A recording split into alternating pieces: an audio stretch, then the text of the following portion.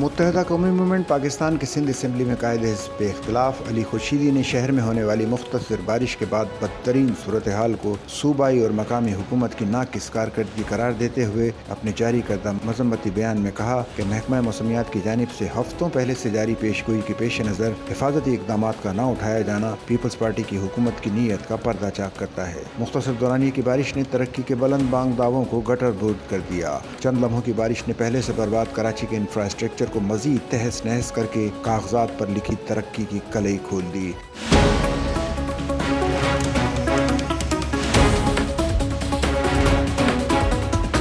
یہ نام نہاد ترقی کے ٹھیکیدار نالوں کی صفائی تک کو یقینی نہیں بنا سکے۔ انتظامی بے حسی دیکھتے ہوئے خدشہ ہے کہ متوقع تیز بارشوں میں اربن فلڈنگ سے شہری نظام درہم برہم ہو جائے گا۔ علی خورشیدی نے کہا کہ رہی سہی کسر آئین و قانون سے ماورا کے الیکٹرک نے پوری کر دی۔ بارش کی پہلی بوند پڑتے ہی 75% شہر اندھیرے میں ڈوب گیا۔ 50% علاقوں کی بجلی صبح تک بحال نہیں کی جا سکی۔ علی خورشیدی نے مزید کہا کہ ارباب اختیار جواب دیں کہ ملک کو پالنے والا شہر کب تک مافیاز کے زیر اثر بلکتا سسکتا رہے گا۔ جدید شہروں سے ہم آہنگ ہونا تو دور، بنیادی حقوق کی خلاف ورزی اداروں پر مسلط افراد کا شیوا بن چکی ہے۔ ہر گزرتے وقت کے ساتھ یہ تاثر تقویت پکڑ رہا ہے کہ کسی مقصد خاص کے تحت شہر کو رہنے کے قابل نہیں چھوڑا جا رہا۔